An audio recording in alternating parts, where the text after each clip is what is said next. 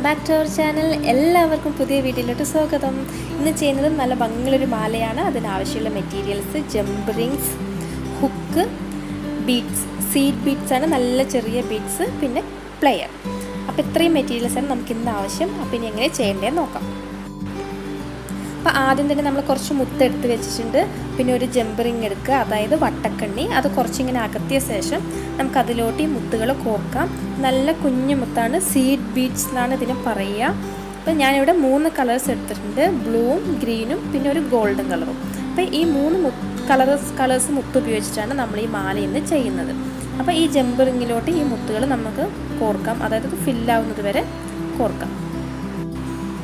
അപ്പോൾ ഇവിടെ ഈ കുഞ്ഞു ബീഡ്സിന് പകരം നമുക്ക് വലിയ ബീഡ്സ് വേണമെങ്കിലും ഉപയോഗിക്കാം. കുറച്ചുകൂടി വലിയ മുത്തലാണെങ്കിൽ കോർക്കാനും ഈസി ആയിരിക്കും. പക്ഷേ ചെറുതിന് കാണുന്ന ഒരു ഭംഗി വലുതിന് ഉണ്ടാവണമെന്നില്ല. അതുകൊണ്ടാണ് ഞാൻ ചെറിയ മുത്തുകൾ എടുത്തിരിക്കുന്നത്. ഇതാകുമ്പോൾ കുറച്ച് ഷൈനിങ് ഉള്ള മുത്തുകളാണ്, നല്ല തിളക്കമുണ്ട് കാണുമ്പോൾ. നല്ല ഈസിയാണ് ഇത് ഉണ്ടാക്കാൻ, ഒരു ബുദ്ധിമുട്ടുമില്ല. ഈ ജംപ് റിങ്ങിൽ ഇങ്ങനെ മുത്ത് കോർത്തെടുക്കണമെന്നേ ഉള്ളൂ. അപ്പോൾ നമുക്ക് എത്ര ലെങ്ത്ത് വേണോ മാല അതിനനുസരിച്ച് ജംപ് റിങ്ങിൽ നമുക്കിതിങ്ങനെ കോർത്തെടുക്കാം. അപ്പോൾ ഇതുപോലെ കുറച്ച് മുത്തുകൾ നമുക്ക് ബ്ലൂ, ഗ്രീന്, ഗോൾഡൻ കളറിലും ജംപ് റിങ്ങിൽ കോർക്കണം.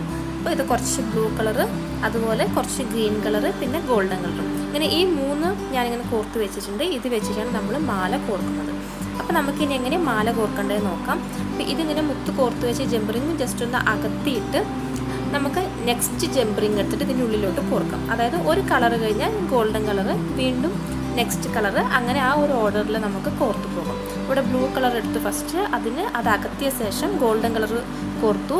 വീണ്ടും ആ ഗോൾഡൻ കളർ ജംപ് റിങ് അകത്തിയിട്ട് നമ്മൾ ഗ്രീൻ കളർ കോർത്തു.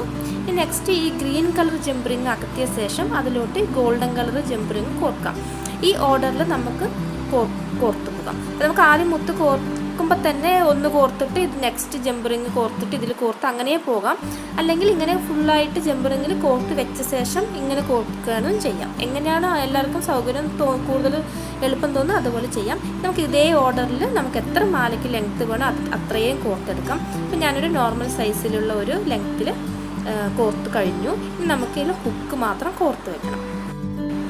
ഹുക്ക് കോർക്കണമെങ്കിലും നമ്മളൊരു ജംപ് റിങ് എടുക്കുക, അതായത് വട്ടക്കണ്ണി എടുത്തിട്ട് ഈ ഹുക്കിലോട്ട് ആദ്യം കോർക്കാം. അതിനുശേഷം ഇപ്പം നമ്മൾ ഈ കോർത്ത് വെച്ച മാലയുടെ അറ്റത്ത് ഈ ജംപ് റിങ് കോർക്കാം. ഇതേപോലെ തന്നെ ഒരു പ്ലെയിൻ ആയിട്ടുള്ളൊരു ജംപ് റിങ് എടുത്തിട്ട് മറ്റേ ഭാഗത്തു കൂടി കോർക്കാം, അതായത് ഹുക്ക് കോർക്കാൻ വേണ്ടിയിട്ടുള്ള ജംപ് റിങ്. അപ്പോൾ ഇതിലോട്ട് ഇതുപോലെ കോർത്ത് വെച്ചിട്ട് നമ്മുടെ മാല റെഡിയായി. ഇത്രയും ഈസി ആയിട്ട് നല്ല ഭംഗിയുള്ള ഒരു മാല നമുക്ക് എളുപ്പത്തിൽ ഉണ്ടാക്കിയെടുക്കാവുന്നുള്ള. എല്ലാവരും ട്രൈ ചെയ്ത് നോക്കണം. അപ്പോൾ കളേഴ്സ് വേണമെങ്കിലും വേറെ കളേഴ്സൊക്കെ യൂസ് ചെയ്യാം, നിറയെ കളേഴ്സ് മിക്സ് ചെയ്തിട്ട് യൂസ് ചെയ്യാം, അല്ലെങ്കിൽ സെയിം കളറിന് പ്ലെയിൻ ആയിട്ട് ഒരേ കളർ വേണമെങ്കിൽ യൂസ് ചെയ്യാം. വൈറ്റ് മാത്രം യൂസ് ചെയ്യാം, ബ്ലാക്ക് മാത്രം യൂസ് ചെയ്യാം, അങ്ങനെയെല്ലാം യൂസ് ചെയ്യാം.